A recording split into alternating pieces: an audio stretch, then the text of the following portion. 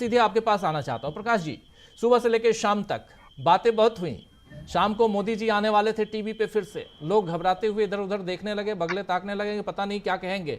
फिर चर्चा हुई कि सीए लागू करने के लिए उसका नोटिफिकेशन जारी होगा, उसके लिए मोदी जी आ रहे हैं। लेकिन थोड़ी देर बाद मोदी जी नहीं आए। उन्होंने एक ट्वीट करके और बता दिया कुछ और, कहानी कुछ और थी। लेकिन उस कहानी में ट्विस्ट ये था कि शायद बताना तो यही था सीए का, लेकिन दिन से मूड थोड़ा सा चेंज हो रखा था इलेक्टोरल बॉन्ड के कारण। और यहां अब जो विपक्षी दल के नेता हैं वो कह रहे हैं कि हेडलाइंस को मैनेज करने की कोशिश है। लग भी ऐसा ही रहा है, क्योंकि दो महत्वपूर्ण मुद्दों पे, और ऐसे मुद्दे हैं दोनों जिस पे अलग अलग डिबेट्स हम कर सकते हैं, अलग अलग चर्चा कर सकते हैं, चाहे इलेक्टोरल बॉन्ड हो, चाहे सीएए हो। नागरिकता संशोधन अधिनियम अब वो कानून बन चुका है, उसी कानून के लागू करने की बात थी।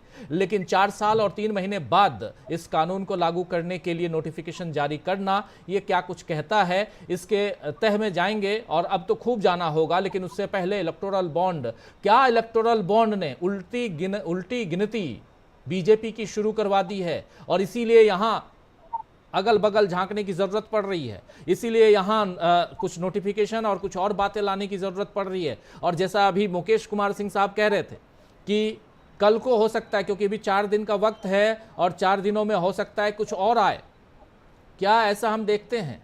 क्या कुछ आप देख रहे हैं डॉक्टर साहब? राजीव जी, मुझे लगता है कि सुप्रीम कोर्ट ने अपनी बातें बहुत स्पष्ट कर दी है और वक्त मुकर्रर कर दिया कि कल 12 तारीख की शाम को 5 बजे तक, यानी अब 21-22 घंटे बचे, 21 घंटे कुछ मिनट बचे हैं, तमाम जानकारियां उपलब्ध करवाइए। और चुनाव आयोग को आदेश दिया है, निर्देशित किया है कि 15 तारीख की शाम तक, 15 तारीख की शाम 5 बजे तक उसे वेबसाइट पर आप जोड़ दीजिए। अब सवाल ये कि ये जानना दिलचस्प है, इस देश को ये लगता है कि अगर ये पता चल जाए कि किस औद्योगिक समूह ने या व्यापारी ने या व्यक्ति ने या किस विदेशी संगठन ने कितनी राशि के इलेक्टोरल बॉन्ड खरीदे और वो बॉन्ड किस पार्टी को मिले, इतना स्पष्ट नहीं हो पाएगा। सुप्रीम कोर्ट ने इतनी सफाई की बात नहीं कही है। लेकिन दूध का दूध और पानी का पानी तब होगा जब ये पता चलेगा कि एक्स कंपनी ने बीजेपी को कितना पैसा दिया है और वाई कंपनी ने कांग्रेस को या टीएमसी को कितना पैसा दिया है, कितना चंदा दिया, तब कहीं जाके बात स्पष्ट होगी। लेकिन सवाल यह कि लगभग 12,000 करोड़ में से 6,500 करोड़ केवल एक पार्टी को मिला है, जो विश्व में सबसे बड़ी पार्टी होने का दावा करती है।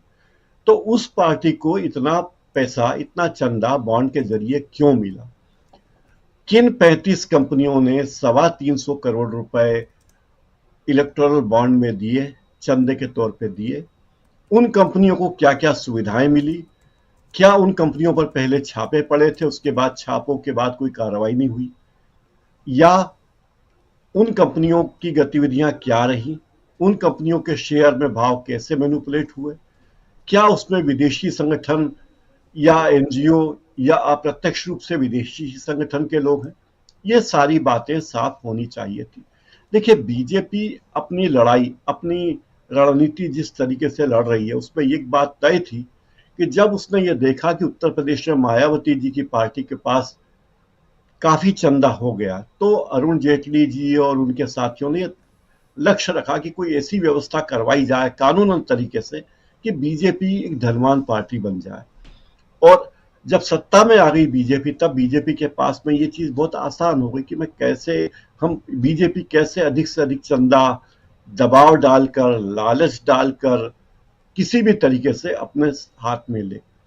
ये बेहतर होता कि स्पष्ट हो कि किस पार्टी को कितना चंदा किस कंपनी ने दिया, तो उसके बाद ये पता लगाना आसान होगा कि उस कंपनी को बाद में सरकार ने क्या क्या सुविधाएं दी। और मजेदार बात आज ये लगी कि सुप्रीम कोर्ट में जिस स्टेट बैंक ऑफ इंडिया के एजीएम ने अपनी सफाई पेश की, एजीएम की तरफ से पेश हुई थी आज का, कि साहब हमें समय दिया जाए क्योंकि हमें समय, मतलब चेयरमैन ने नहीं कहा, ये बात एमडी या किसी और व्यक्ति ने नहीं कही, एक एजीएम लेवल के अधिकारी ने कही। और इसी कंपनी की जब Arundhati Bhattacharya state bank of India की चेयरमैन थी, और वे ऑस्ट्रेलिया गई थी, तब प्रधानमंत्री मोदी भी ऑस्ट्रेलिया में थे और अडानी भी वहीं थे। और वहीं एसबीआई ने अडानी जी के लिए, अडानी जी की या की कंपनियों के लिए 6,000 करोड़ रुपए का कर्ज स्वीकृत किया था। यानी 3 दिग्गज लोग, एक एसबीआई का चेयरमैन, प्रधानमंत्री और अडानी, 3 लोग जाते हैं, ऑस्ट्रेलिया जाते हैं और ऑस्ट्रेलिया में आदेश दिया जाता, मैं कहूंगा आदेश ही दिया गया था कि आपको अडानी जी को 6,000 करोड़ का कर्ज देना है ताकि वे वहां से कोयला निकाल सके और कोयले को भारत में आयात कर सके या अन्य देशों को भेज सके। लेकिन वहां पर्यावरण को लेकर जो मुद्दे थे, क्योंकि बहुत वर्षों से अडानी जी की योजना थी कि ऑस्ट्रेलिया की खदानों से कोयला निकाला जाए, लेकिन वहां जब कोयले को निकालने के लिए खदान खोलने की बात हुई तो वहां के जंगलों की सुरक्षा को लेकर बहुत आंदोलन हुए।